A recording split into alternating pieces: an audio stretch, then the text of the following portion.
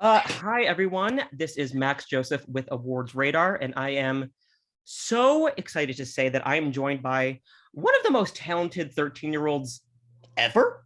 She starred as Annie in Annie Live. This is the one and only Celina Smith. Celina, how are you? So good. Oh my gosh, how are you? I'm so excited to be here. I mean, that's how everyone should greet me, honestly. Just like be with on this call with you. I'm pure, excited to be on this call with you. as you should be. I'm amazing. Not as amazing as you, because I, you, your voice is infuriating. It's so good. Thank you so much. I've never had anybody tell me that before. No, that's not true. I've had people tell me my voice is a powerhouse. I've never had anybody tell me my voice is infuriating. I appreciate it. It is angering how talented you are, regardless of how old you are. But like, you already have. Did you already do Lion King? The tour of Lion King. You were young. I did. Oh my God, we'll get. I'm absolutely have a question about that because I love Lion King. One of my friends is working on it. I love that show. So I am so excited to talk to you. So let's talk about that little show, that little orphan Annie. So first, I must say that I've probably heard 127 versions of Tomorrow, and nobody sings it like you. Where do you get that voice from?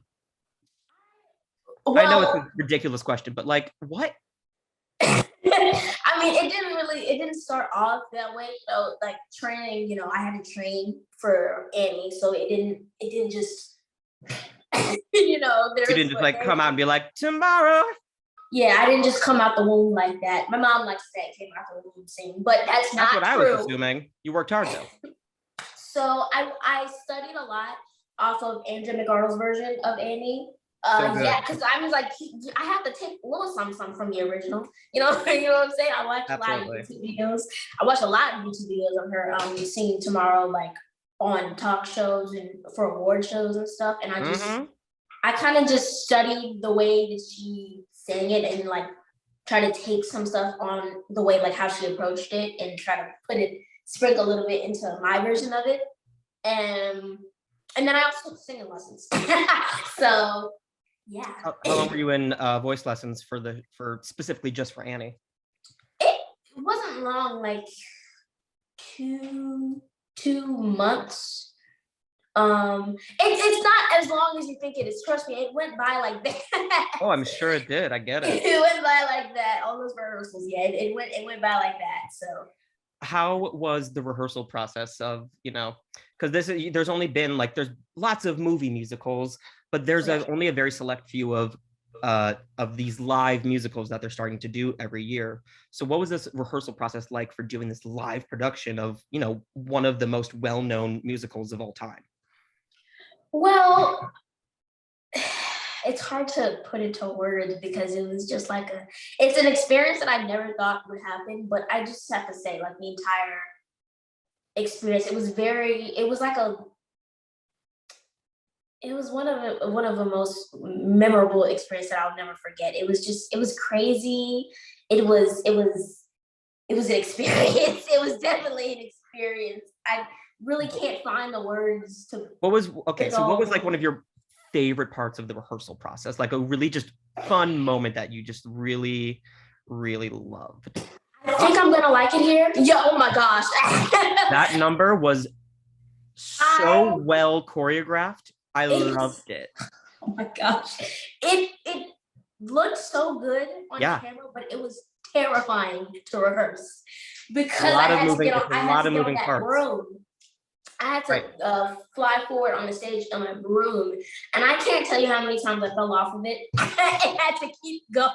It was so terrible. Like, I would just go this way, just slide off the broom because my feet weren't probably they weren't on there like tight enough. So it was just like I would just go this way, or I would go that way. I think I'm gonna like it. Right, like it was terrifying. It was terrifying, and it was obviously the first time that I've ever had to slide around on a broom. So yeah, it was an experience, definitely. I love that. Now that had to be like favorite parts. That's awesome and very funny. So Daddy Warbucks, played by Harry Connick Jr. Yeah, exactly. That's the face that I made when I watched you two. The chemistry that you two had was just so it was just so in it. It was so dialed in between the two of you. So what was it like working with, like, you know, a Broadway vet? And I know that obviously you I'm sure you want to be on Broadway, because I think I just knew that about you. You and me both. And so what was it like working with Harry and with all these like just ridiculous actors? I was really scared at first because I know, like, they come from such a detailed, like, they have such a detailed history, like they've done so much stuff, and I was You're moving on up there. I was, oh my gosh, I wouldn't even say that. I was, oh my gosh. Ugh. I was just fangirling a lot because I didn't know, like, I haven't met a lot of celebrities in my life. So it was just like when I met everyone, I just had no words, literally. Of course. Like, all I could do was stand there and stare them in the eye. It was like, so I'm gonna try and sing at you, but I am also losing it. Right. Like, and then like when I did meet them, you know, like, it's a workspace, so I had to keep it professional. But also, like, I was just like, in the inside, I'm just, my inner Broadway girl is just screaming. Like, I just, you're taking me back. You're taking me back. That's the point of this interview. It's just about kind of just reminiscing and remembering the good stuff. You are taking me back. That's the goal. So I asked you your favorite part of the rehearsal process, but what was your favorite part just in general of working on the show? I think being able to meet everybody was a really cool experience just in itself. Like, being able to meet all the orphans, you know, they've become some of my rock stars, best friends, literally. Like, we like, we just had a blast on set together.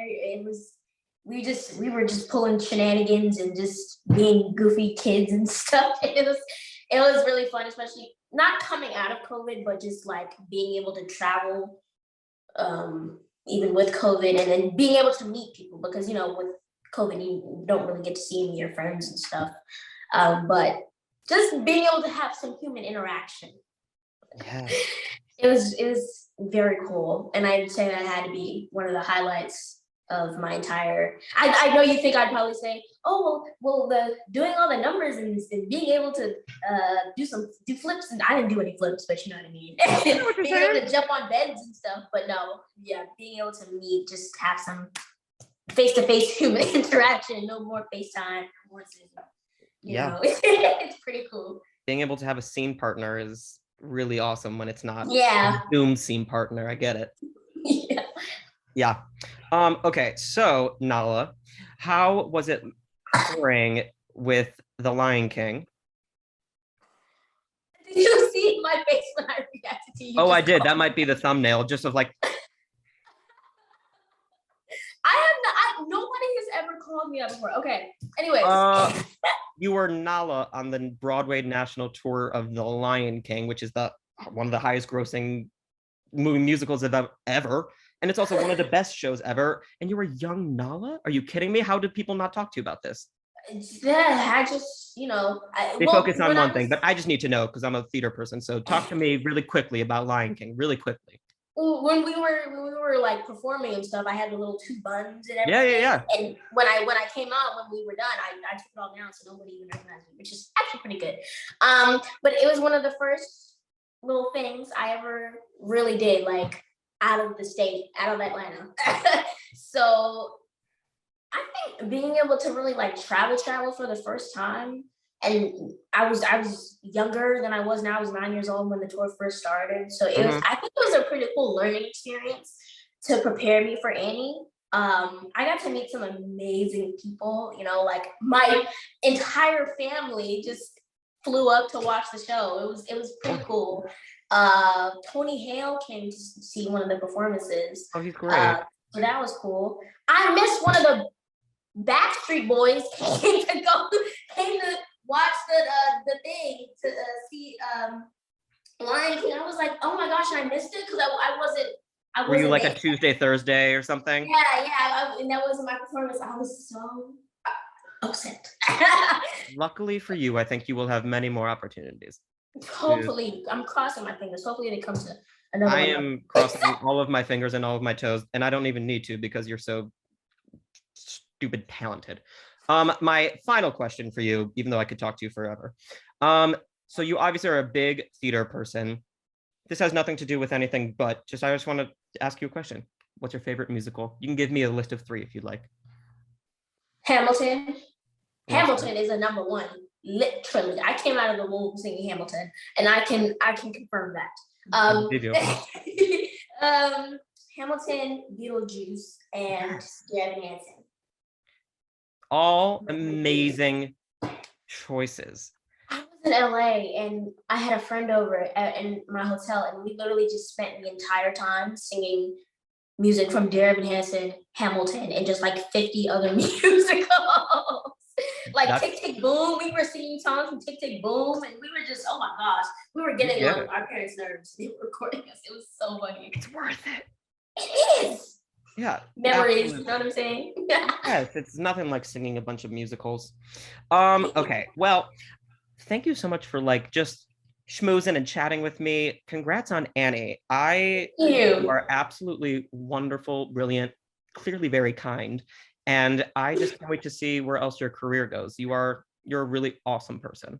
Thank you so much. So thanks for hanging out, and I will talk to you later. Talk to you later.